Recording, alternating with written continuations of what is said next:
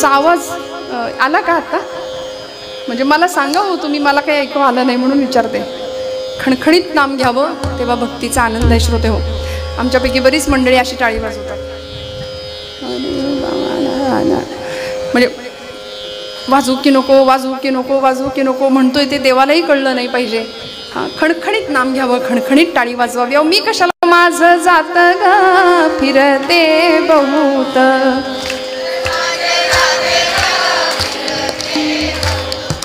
सुंदर माझे जाते ग फिरते बहुत,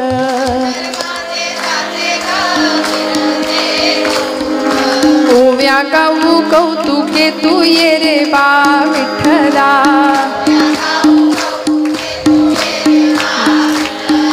बघा कसे आमचे पुरुष वर्ग मंडळी. तुम्हाला म्हणायला सांगितली हे म्हणजे आमचं काहीच काम नाही, तुम्ही म्हणा. याचा अर्थ तुम्हाला काही लगेच कोणी दळण नाही आणून देणार दळायला. अहो सुंदर माझं जात ग फिरते बहुत, बोला बोला मागे. ओव्या गाऊ कौतुके तू ये रे बा विठ्ठला.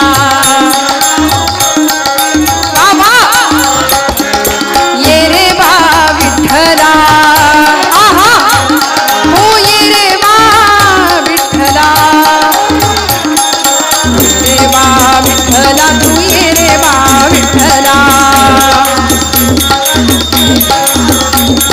ये रे बा विठ्ठला तू ये रे बा विठ्ठला. बाबा ये रे बा विठ्ठला तू ये रे बा विठ्ठला.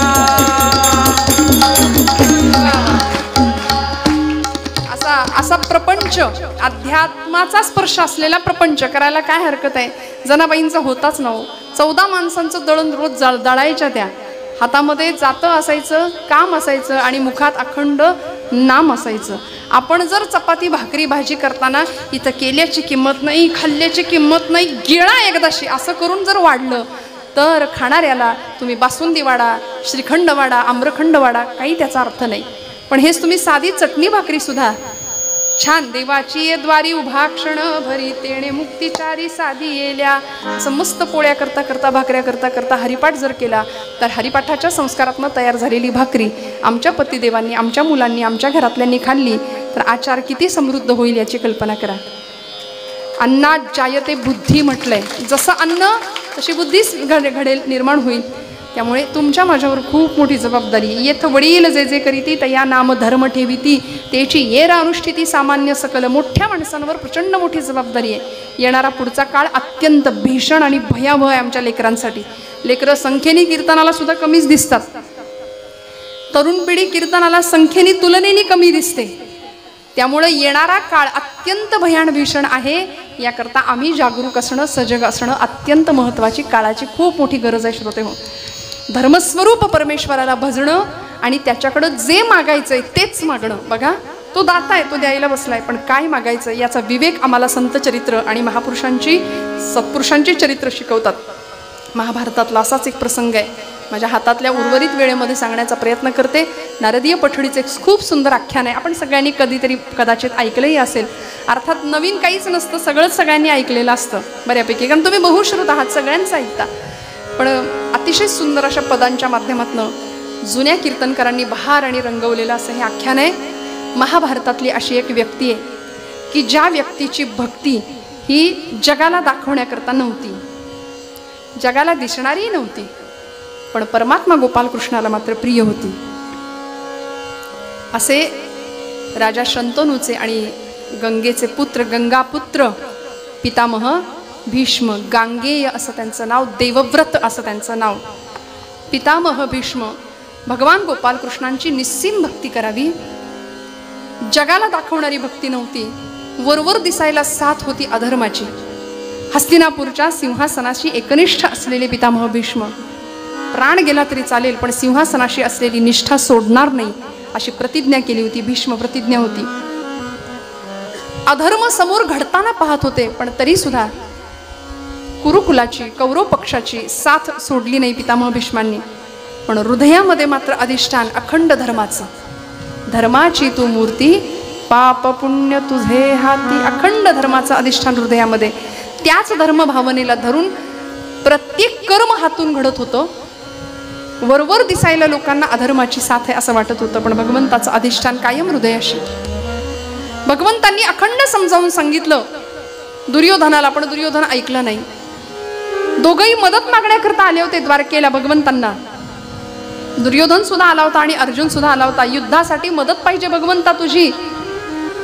दुर्योधनाला नारायणी सेना सगळी दिली भगवंतांनी. सेना घेऊन दुर्योधन निघून गेला आणि अर्जुनाला भगवंत व्यंग करत कुचेष्ठेने थोडं विचारत होते, त्याला चिडवत होते की म्हणाले, अर्जुना हार निश्चित है तेरी, हरदम रहेगा उदास. अरे माखन तो दुर्योधन ले गया, केवल छास बची तेरे पास. झालं ना, सगळं सैन्य दुर्योधन घेऊन गेला. कसा जिंकायचंस तू, कसा धर्माचा विजय व्हायचा, परीक्षा घेत होते अर्जुनाची. पण भक्त कसा असतो बघा, मी धर्मासोबत आहे नव्हे, साक्षात कृष्णच धर्मरूपाने माझ्या सोबत आहे. धर्माची तू मूर्त, पाप पुण्य तुझ्या हाती. अर्जुनाने सांगावं भगवंता, अरे भगवंत म्हणत होते हार निश्चित है तेरी, हरदम रहेगा उदास. माखन तो दुर्योधन ले गया, केवल छास बची तेरे पास. अर्जुन हसत होता. अर्जुन म्हणाला, देवा जीत निश्चित है तेरी, दास नहीं हो सकता उदास. जीत निश्चित है मेरी, दास नहीं हो सकता उदास. अरे माखन लेकर क्या करूं, जो माखन चोर है मेरे पास. मला काय गरज आहे म्हणाले दुर्योधनाच्या त्याच्या ते सैन्याची. जाऊ दे ना, मरू दे तिकडं, पण तू जिथे आहेस ना तिथे धर्म आहे. धर्म जिथे आहे तिथं विजय आहे. धर्माचं रक्षण केलं की धर्म आपला रक्षण करणार आहे. आणि हे जे कुरुक्षेत्रावर होणार आहे ते धर्माचं युद्ध होणार आहे. इथं तू आहेस म्हणजे धर्माचा विजय आहे. देवा इतका विश्वास भगवंतावरती शिष्टाई करता गेलेले भगवंत अर्जुनाला दुर्योधनाला खूप समजावून सांगत होते, पण ऐकलं नाही. शेवटी धर्मयुद्ध निश्चित झालं. कुरुक्षेत्रावर रणसंग्राम सुरू झाला. कौरवांची सेना पांडवांची सेना सज्ज झाली. भगवंतांची नारायणी सेना कौरवांच्या बाजूने लढतीये. स्वतः अखिल कोट ब्रह्मांडाचा नायक अर्जुनाच्या रथाचं सारथ्य करतायत. अर्जुन, पार्थ, धनंजय हातामध्ये शस्त्र घेऊन लढण्यास सिद्ध आहे. 18 अध्यायी गीता अर्जुनाच्या निमित्ताने तुम्हाला मला भगवंतांना सांगावी लागली, कारण समोरचा रणसंग्राम पाहिला. समोरचे आपलेच नातेवाईक आपतेष्ट पाहिले आणि हातपाय गळून गेले हो त्याचे. हातात शस्त्र गळून पडलं आणि म्हणाला, देवा सिदंती मम गात्राणी मुखंच परिशिष्यती. माझे हातपाय गळून पडले, शस्त्र गळून पडते, घशाला कोरड पडली, मी करू लढू तरी कसा. आणि असा गर्भगळीत झालेला अर्जुन, त्याला भगवंत सांगतात, हतो वा प्राप्सेसी स्वर्गम जित्वा वा भोक्षसे महिम. रणांगणावर धारातीर्थी पतन पावलास तर अर्जुना स्वर्गात जाशील, आणि जिंकलास तर धर्माचं राज्य आहे ते तुझं लक्षात ठेव. प्रचंड मोठी ताकद अर्जुनाला मिळाली गीतेच्या माध्यमातून. आणि शेवटच्या अध्यायात अर्जुन सांगतात, नष्टो मोह स्मृतिर्लब्ध्वा तत्प्रसादान मयाच्युता स्थितोस्मी गतसंदेह करिष्ये वचनम तव. सगळा संदेह संपला देवा, आता लढायला सिद्ध आहे मी. आणि मग लढाई सुरू झाली. धर्मयुद्ध सुरू झालं. 5ही पांडव 100 कौरवांना भारी पडत होते, कारण धर्म साक्षात लढत होता या बाजूने. अधर्माची साथ कोणीच नव्हतं देत. आणि अशा वेळी 9 दिवस झाले आज युद्धाला सुरू होऊन. 9 दिवस. आणि 9व्या दिवशीची संध्याकाळ. कुरुकुलाचे म्हणजे कौरवांचे सेनापती पितामह भीष्म कौरवांच्या बाजूने लढतायत, आणि इकडे अर्जुन उभा आहे भीष्मांच्या विरुद्ध लढण्याकरता. म्हणजे आजोबा आणि नातू यांच्यात युद्ध चालू आहे. अर्जुनाने काही क्षणाच्या पराक्रमाने सगळ्यांचे डोळे दिपवून टाकले आणि सगळ्यांना खात्री वाटली की अर्जुनाचा विजय होणार. पितामह भीष्म आज संपणार बहुतेक, पण ते इच्छामरणी होते. पितामह भीष्म संपणार अशी खात्री सगळ्यांना वाटावी. अर्जुनाने 1.5 घटकेमध्ये बाणांची अशी काही झाडी लावली पितामहांच्या अंगावरती. सर्वांगाला जखमा झाल्या, सर्वांगामध्ये बाण घुसलेले, एक एक बाण असा बाजूला काढत होते. रक्तबंबाळ झालेला देह. पण पितामह भीष्मांना अत्यंत धन्य वाटत होतं की माझा नातू अर्जुन स्वतः समोर उभा आहे. त्याचा पराक्रम धनुर्विद्येतला पाहतायत, आणि त्याच्या रथाचं सारथ्य करणारा अखिल कोट ब्रह्मांडाचा नायक भगवान द्वारकाधीश गोपाल कृष्ण. धन्य वाटत होतं पितामहांना. तिथूनच नमस्कार करत होते. संध्याकाळ झाली, सूर्यास्ताची वेळ जवळ आली. सगळ्यांना वाटलं पितामह भीष्म संपणार, पण युद्धशास्त्राच्या नियमानुसार सूर्यास्त झाला की युद्ध थांबवावं लागायचं. मध्ये 1 दिवस मिळायचा. त्या दिवसात सगळं तिथलं रक्ताचा चिखल, मेलेली सगळी ती प्रेत सगळं उचलून बाजूला करायचं. परत मध्ये 1 दिवस ठेवून पुढचा दिवस युद्ध. असं ते युद्ध चाललेलं. आणि 9व्या दिवशीची ते संध्याकाळ सगळ्यांना वाटलं पितामह संपणार. पण त्या दिवशी सूर्यास्त झाला, युद्ध थांबवावं लागलं. सगळे आपापल्या शिबिरात निघून गेले. अर्जुन सुद्धा आपल्या शिबिरात निघून गेला. पण सगळीकडे अर्जुनाच्याच पराक्रमाचं गुणवर्णन चालू होतं. वा वा वा, काय अर्जुनाचा पराक्रम, काय अर्जुनाची धनुर्विद्या, सगळीकडे त्याचं कौतुक. आणि बरीच माणसं अशी असतात समाजामध्ये की त्यांना काही जणांचं कौतुक सहन होत, त्यांना दुर्योधन म्हणावं, नाही का. अर्जुनाचं कौतुक दुर्योधनाला नाही सहन झालं. अहो, स्तुती करावी, जे योग्य आहे, जे तिथं कौतुक करण्यासारखं आहे तिथं कौतुक करावं ना. अर्जुनाचा पराक्रम पाहिला, त्याचं कौतुक सगळे करतायत, ते काही सहन झालं नाही. सगळ्यांना आनंद झाला, पण त्याला मात्र वाईट वाटलं. पितामह भीष्म आपल्या शिबिरात गेले होते, सर्वांगाला जखमा झाल्या होत्या, औषध पाणी करत होते. पण या मात्र दुर्योधनाने तातडीची इमर्जन्सी बैठक बोलवली, गुप्त बैठक. आणि बघा ना, 5000 वर्षापूर्वीपासूनचा इतिहास आहे आपला. आदल्या रात्रीच मतं बदलतात की नाही, अजून सुद्धा गुप्त बैठका होतात की नाही लगेच. अहो काय पक्षनिष्ठा, अपक्षनिष्ठा. आज मी तुम्हाला पक्षनिष्ठेविषयी सांगतो, तुमचा कितवा पक्ष असं विचारायची वेळ येते. मग कार्यकर्त्यांना पण प्रश्न पडतो, विठ्ठला कोणता झेंडा घेऊ हाती, गाणं लिहायला लागला अवधूत गुप्तेला. त्यामुळे 5000 वर्षापूर्वीचा हा इतिहास. दुर्योधनाने गुप्त बैठक बोलवली आणि या बैठकीला कोण कोण होतं कवी वर्णन करतात. कर्ण, शकुनी, दुःशासन आणि चौथा दुर्योधन. म्हणती कवण्या मिसे करून पांडुनंदन जिंकावे.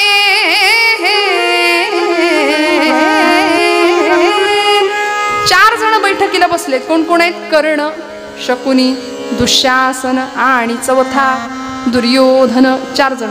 आपल्याकडे चौकडी असते, तिला काय म्हणतात जाऊ दे ना, मी कशाला बोलू. पारापारावर कट्ट्या कट्ट्यावर बसलेली माणसं असतात. या देशाची क्रांती झाली पाहिजे, याला काही कळत नाही, त्याला काही कळत नाही, यांच्या हातात पत्ते, तुम्ही काय करता. अशी चौकडी बऱ्याच ठिकाणी आपल्याला आढळते. तशी दुर्योधनाने ही चौकडी बसवली आणि प्रश्न उपस्थित केला सगळ्यांच्या मध्ये. आज 9 दिवस झाले युद्धाला सुरुवात होऊन, माझे निम्म्यापेक्षा जास्त भाऊ संपले आणि पांडवांपैकी एकाही वीराला आपण संपू शकलो नाही.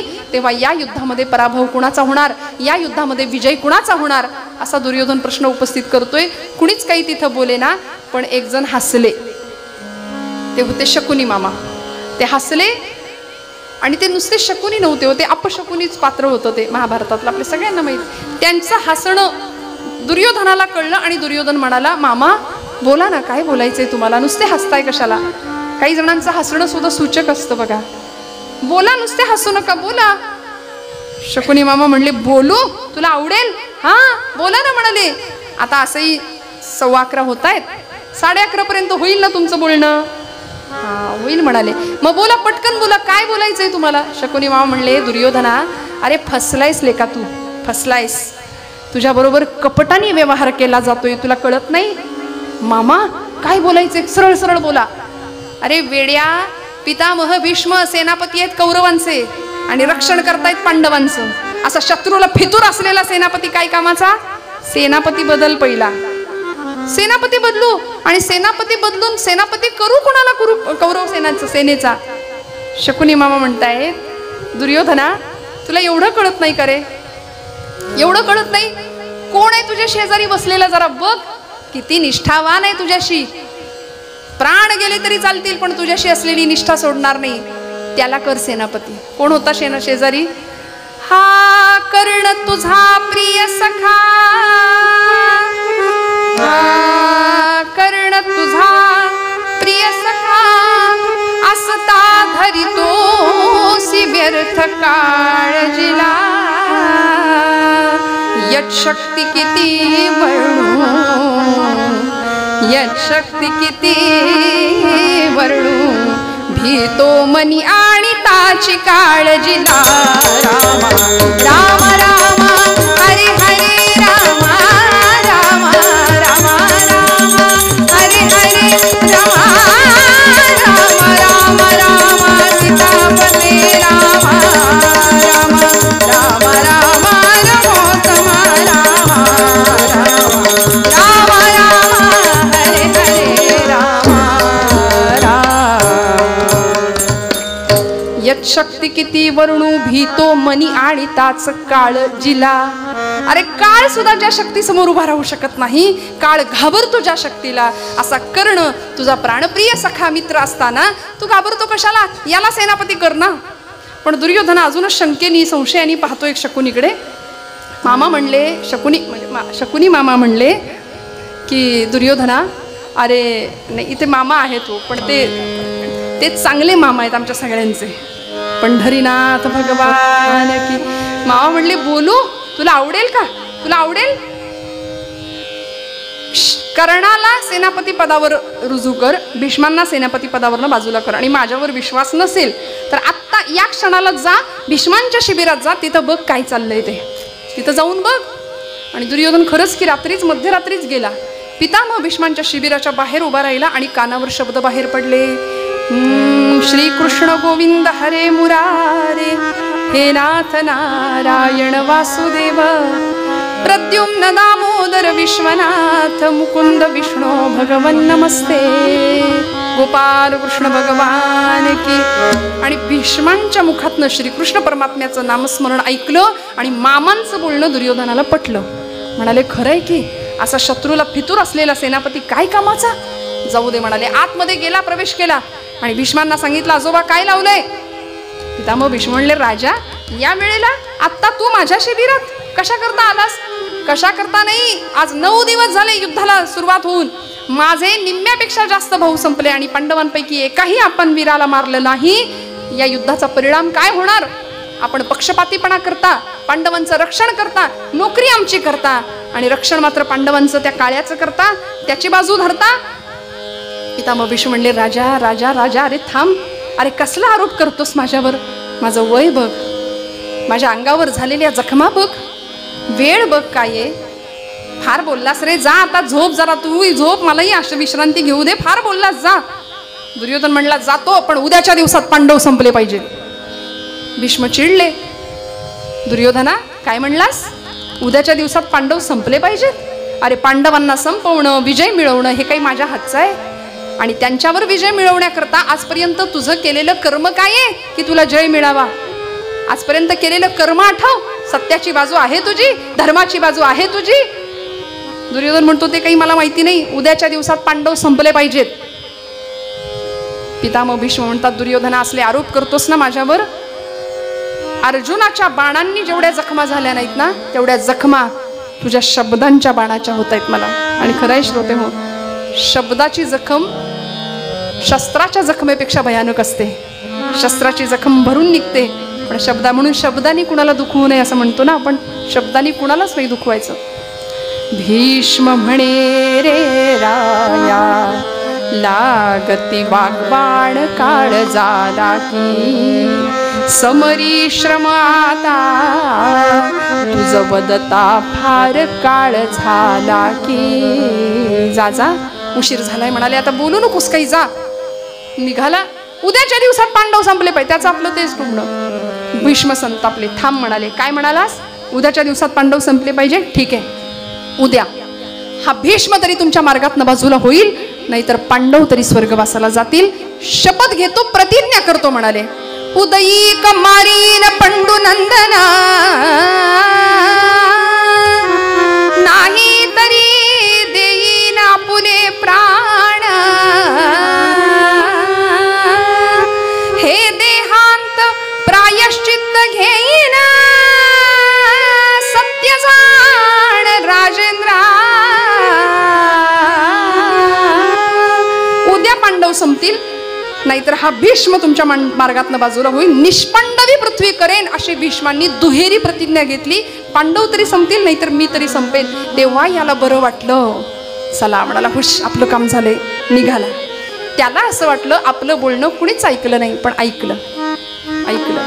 अखिल कोट ब्रह्मांडाचा नायक कोण होतो? त्या द्वारावरती, भीष्मांच्या शिबिराच्या त्या दारावर उभा होता एक पहारेकरी, एक दूत होता. कोण होता तो?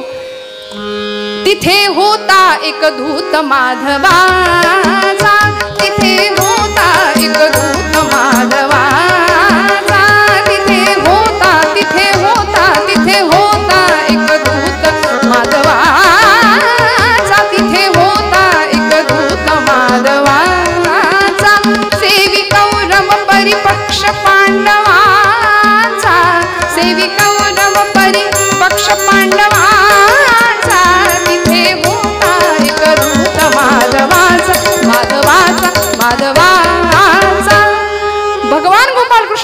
त्यांनी लगेच बातमी पोहोचवली. अर्थात तो अखिल कोट ब्रह्मांडाचा नायक, नटधारी नटनायक, त्याला काय अवघड होतं कळणं. तिथपर्यंत बातमी पोहोचली, पांडवांच्या शिबिरात बातमी पोहोचली. एवढंच नाही, पांचाली, याज्ञसेनी, द्रौपदीपर्यंत बातमी पोहोचली. आणि मग मात्र या द्रौपदीने धावा केला भगवान गोपालकृष्णांचा. बघा, साक्षात आजोबा पितामह भीष्म प्रतिज्ञा करतायत आपल्या पतींना मारण्याची. एक सौभाग्यवती स्त्री द्रौपदी सीता तारा मंदोदरी सताम पंचकन्याम स्मरे नित्यम वेदवाणी प्रवर्तते. ही द्रौपदी याज्ञसेनी होती, योजनगंधा होती. आपल्या पतींवर संकट येणार हे कळता क्षणी ती शांत नाही बसली, भगवान गोपालकृष्णांचा धावा केला. हे भगवंता चाल, हे गोपालकृष्णा धाव. नारायणा रमा रमणा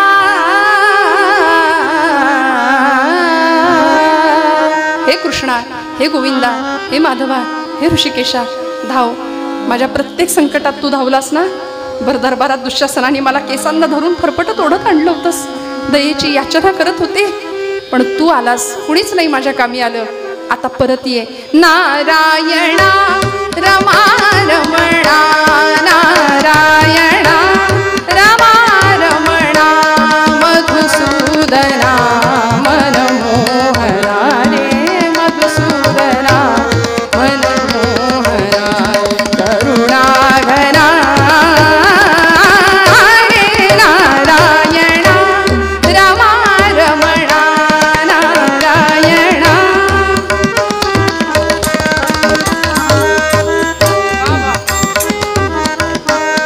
नारायणा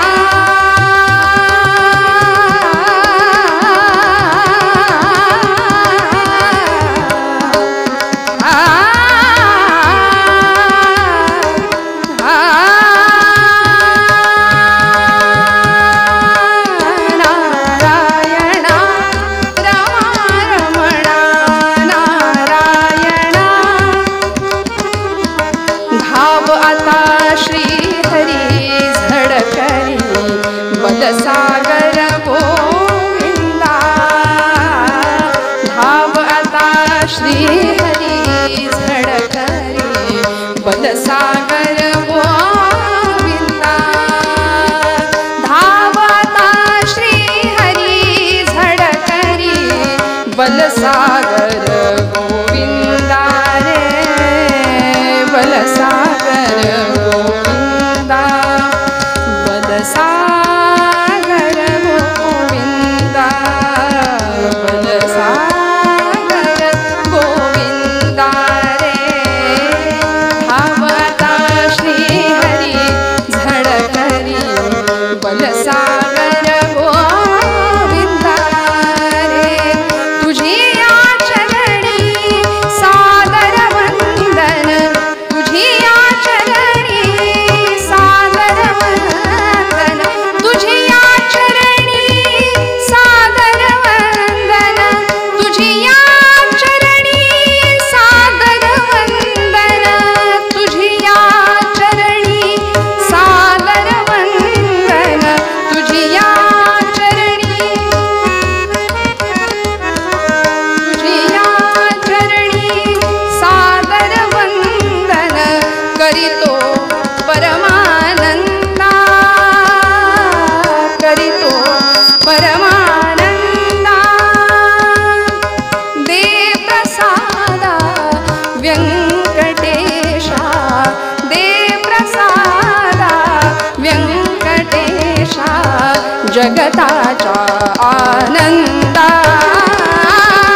रे नारायणा रमा रमणा.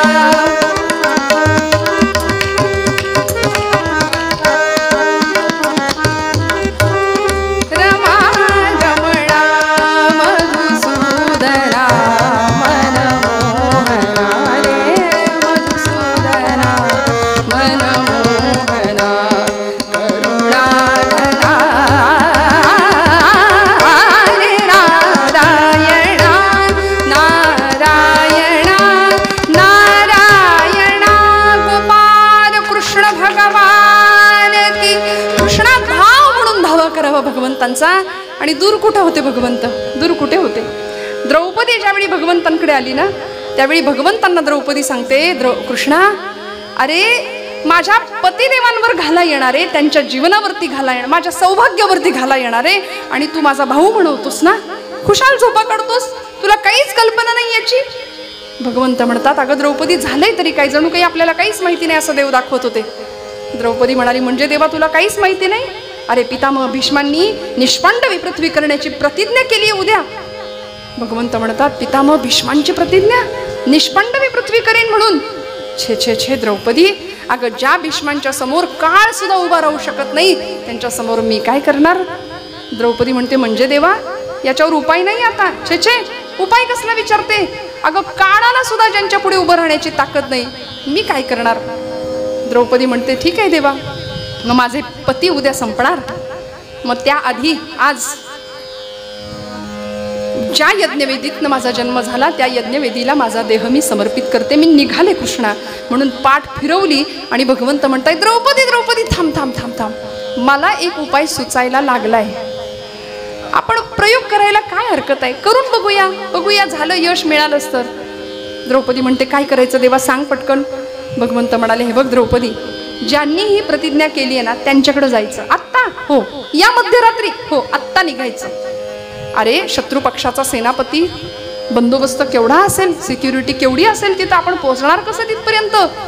तू कशाला काळजी करते द्रौपदी, मी आहे ना, मी नेतो ना तुला.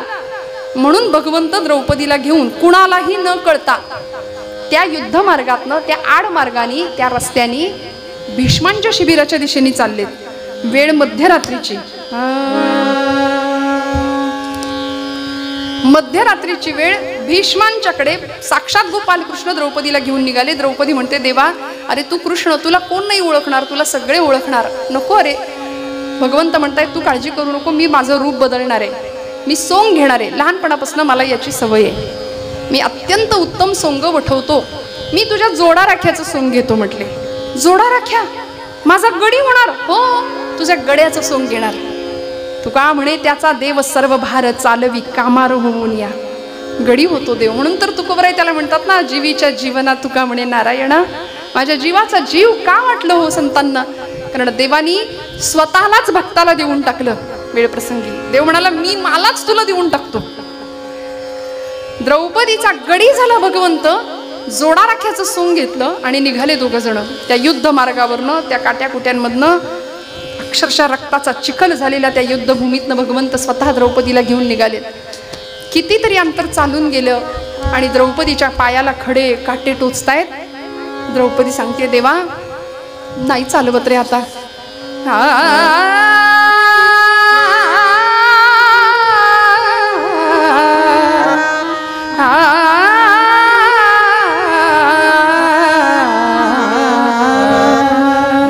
नाही रे चालवत देवा आता. मजला चालवेना हरी, मजला चालवेना हरी, मजला चालवेना हरी, मजला चालवेना. देवा नाही रे चालवतात, पायात खडे टोचतायत, काटे टोचतायत. भगवंत म्हणतात, द्रौपदी अगं वेडे, आधी नाही का सांगायचं, हे घे माझ्या वाहनात तू घाल. द्रौपदी म्हणते, काय आखरीत लावलंयस रे आज, आधी जोडा राख्या गडी झालास, आता तुझ्या वाहना माझ्या पायात घालायला देतोस. देवा काय म्हणू तुला. द्रौपदी उशीर करू नको. हे बघ, भगवंतांच्या स्वतःच्या हाताने द्रौपदीच्या पायात स्वतःच्या वाहना सरकवतायत भगवंत. मजला चालवेना हरी, मजला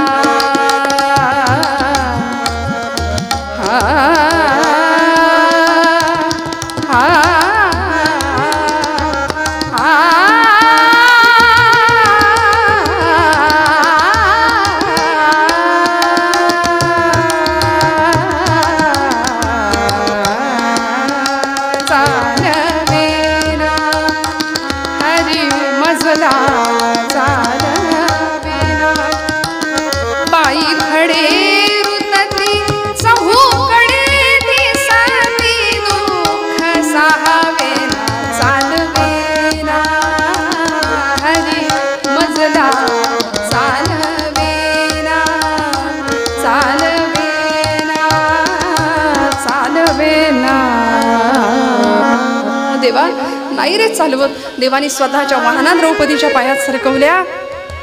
बघता बघता बघता शिबिर भीष्मांचं जवळ आलं.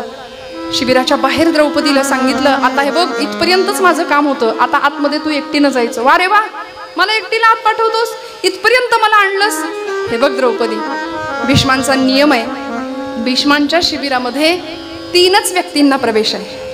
एक, एखादा साधू संत बैरागी सत्पुरुष असेल त्याला.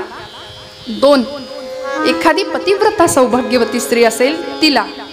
आणि 3, साक्षात द्वारकाधीश गोपालकृष्णाला. 3घांनाच पितामहांच्या शिबिरात प्रवेश असतो. मी कोण आहे? मी कृष्ण आहे का? मी तुझा जोडा राखे आहे, मी आत कसा येऊ?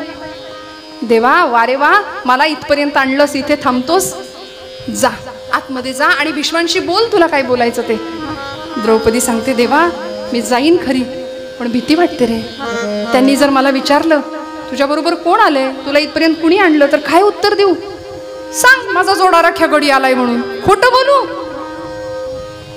गडी म्हणू का रे देवा तुला? अगं सांग माझा जोडा राख्या गडी आलाय म्हणून. द्रौपदी जड पावलांनी आतमध्ये गेलीये. पितामह भीष्म मध्ये एक पडदा होता आणि त्याच्या पलीकडे पितामह भीष्म होते. सर्वांगात जखमा झालेल्या, अस्वस्थ झालेत, येरझाऱ्या घालतायत. दुर्योधन नुकताच निघून गेला होता ना. भीष्मांनी प्रतिज्ञा केली होती निष्पांडवी पृथ्वी करण्याची, आणि अस्वस्थ झालेत, येरझाऱ्या घालतायत आणि स्वतःलाच दूषण देतायत. अरे धिक्कार असो माझ्या या जीवनाचा म्हणाले. आपलेच नातवांना मारायचं, आपलीच वंशवेल तोडून टाकायची, असा कुणावर उद्या प्रसंग येऊ नये. उद्या ती द्रौपदी किंवा कुंती माझ्या समोर आली आणि मला विचारलं तर मी काय उत्तर देऊ असं म्हणायला आणि द्रौपदी समोर यायला. द्रौपदीने भीष्मांकडे पाहिलं, ओळखू नये म्हणून मुखावर असं घुंगट वस्त्र घेतलं होतं पारदर्शक.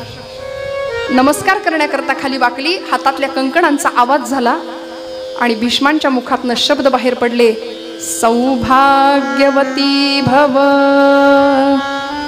एवढं ऐकलं आणि द्रौपदीला हसू फुटलं. देवाला म्हणली, वारे वा तुझी लीला. आणि मग उठली.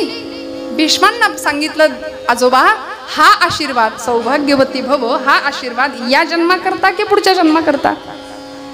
भीष्म संतापले, कोण आहेस तू? असा उलट प्रश्न विचारणारी तू कोण आहेस? या भीष्माचे शब्द काळाला सुद्धा खोटे ठरवता येत नाही, हे सगळे जगाला ठाऊक असताना असा प्रश्न विचारणारी तू कोण आहेस? आणि द्रौपदीने असं वस्त्र बाजूला केलं, मी द्रौपदी, पंडूराजाची सून, द्रुपद राजकन्या, तुमची नातसून, पांडवांची धर्मपत्नी. उद्या वैधव्याचा प्रसंग येणार आहे, उद्या निष्पांडवी पृथ्वी तुम्ही करणार, तुम्ही ही प्रतिज्ञा घेतलीये. म्हणून म्हटलं जाता जाता तुमचं दर्शन घ्यावं म्हणून इथं आली आहे. पितामह भीष्मांनी द्रौपदीला पाहिलं, कोण द्रौपदी तू? सर्वांग कंपायमान व्हायला लागलं, डोळ्यातनं घळघळ नेत्राश्रू व्हायला लागले. आणि द्रौपदीला पितामह भीष्म म्हणताय, द्रौपदी कोण आलंय तुझ्या बरोबर? कोण आलंय तुझ्या बरोबर खरं सांग. द्रौपदी म्हणते, माझा जोडा राखे. कोण आलंय? माझा जोडा राख्या गडी आलाय. कोण आलंय द्रौपदी? माझा जोडा राख्या गडी आलाय. धावले पितामह भीष्म बाहेर, लोटांगण घेतलं, पाऊलाशी कडकडून मिठी मारली घट्ट पाऊलांना भगवंतांच्या, आणि म्हणाले, आपण द्रौपदीचे कोण? द्वारपाल? नाही म्हणले, जोडा राख्या. कोण कोण? भालदार, चोपदार? नाही म्हणले, जोडा राख्या. ही कुठली पदवी देवा? नवीनच. पांडवांच्या करता नाही नाही ती सोंग घेता आणि आम्हाला साधं दर्शन सुद्धा द्यायचं नाही. अहो भगवंतांचं रूप पाहिलं भीष्मांनी. काळी कांबळी काठी कुक्षी जोडा